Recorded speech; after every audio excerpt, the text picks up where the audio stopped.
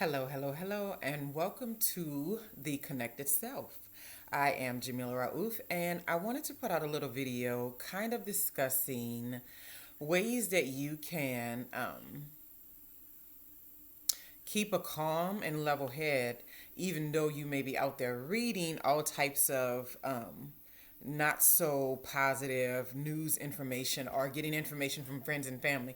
Okay, so I know personally, me right now, I have been bombarded with information from family members and friends, some of them with fear of the coronavirus, and some of the other ones with the conspiracy theories around it. And I don't like to call them conspiracy theories because they're always conspiracies until someone proves something right.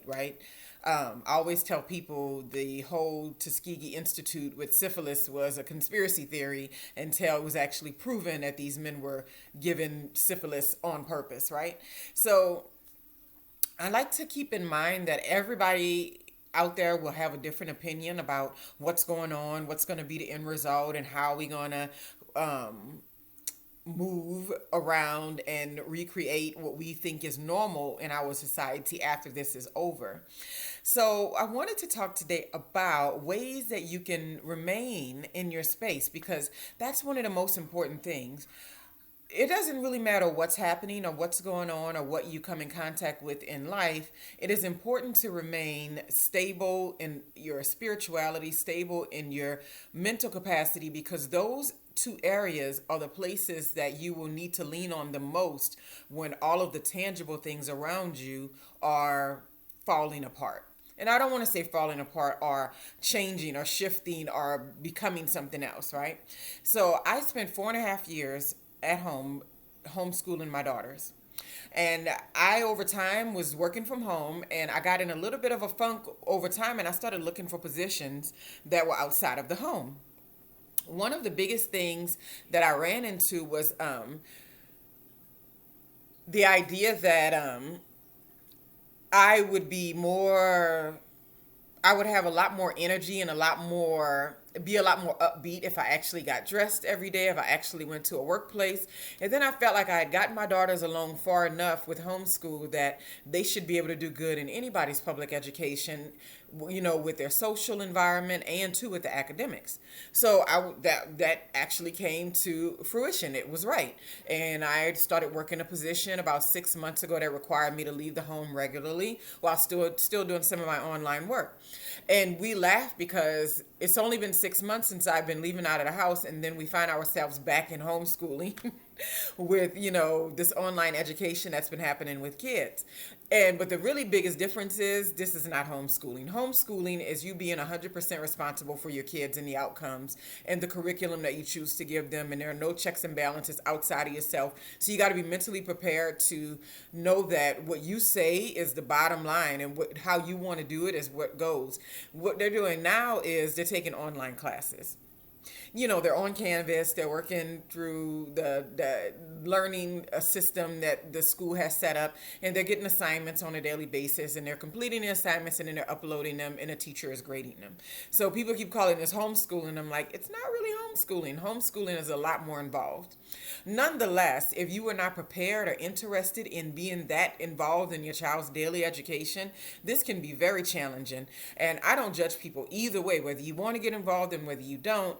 You can clearly see that there's some things that are just changing in society in a massive way. It's not even something that you can downplay, right? Rarely do we have anything that happens in society to where it affects us in a global manner all at the same time. Everybody's affected, and it's almost the same exact effect across the board, right? So much isolation is happening. All of the social distancing is going on. If you're an introvert kind of like me, it's just like, hey, I've been training for this my whole life.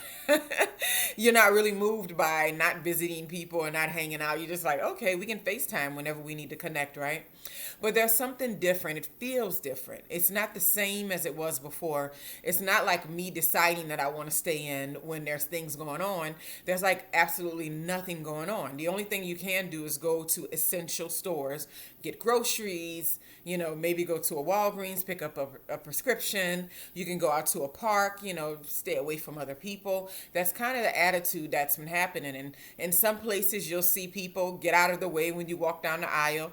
And then other people are completely ignoring all of the precautions. And they're just like, hey, I'm just living my life. I'm not going to be, pushed around by the idea that I may get sick, right?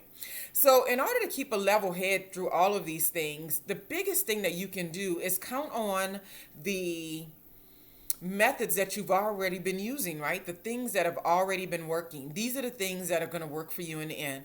If you are a person that enjoys meditation, you want to stick with your meditation routines. You want to make sure that you're limiting the amount of information that you pull in. Maybe once a day, go find out what's happening in the world. How's it going? How's everybody doing? What's your family doing? And then limit the amount of information that you get that's not based in any positivity whatsoever.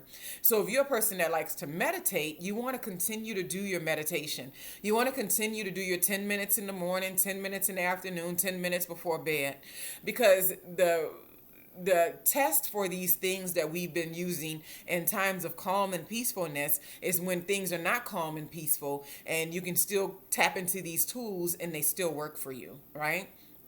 Another thing is, if you're a person that has to remain physically active, I've spoke to family members who are like, oh, they closed down the fitness center and the gyms, my yoga classes are canceled. How do I get my mind around creating a routine and committing to that routine on a regular basis? This is a perfect opportunity for you to show yourself that you can continue, and you can continue to create a healthy lifestyle outside of these facilities. Now, I've been running, at least 4 times a week. Normally, I go to the gym and get on the treadmill and then get in a sauna, right? And I'm trying to think, what is this membership for anyway? I've been paying for this membership, but now I've been jogging through my neighborhood, and it's free, right? So you start to reevaluate, what is it I really need when it comes to fitness? You don't need anything. You need an able body, and you can do anything you need to do to take care of that able body. You can do yoga in the house. I've been doing yoga regularly at home.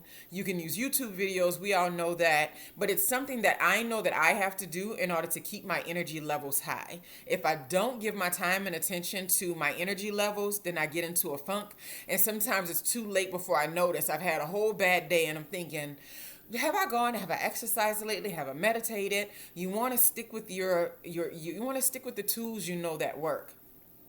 Another thing that I was thinking about is something that we all need to remember, is that this is a perfect opportunity to reevaluate what's important to you, especially career-wise, right? I know a lot of people are in the middle of building online businesses, are in the middle of connecting with clientele for whatever services that they offer.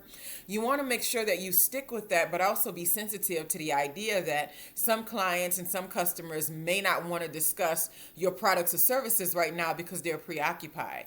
So what you can do is use your platform to discuss positive things related to the current outcomes, as opposed to using your platform as a selling point maybe that you always use. So even if you're a blogger that talks about healthy eating and stuff, and you have ebooks that you sell to people for healthy recipes or that sort of thing, vegetarians, vegans, pescatarians, if you are eating and you have a specific lifestyle and you share your information online, this may not be the time to say, hey, buy my ebook, $9.99.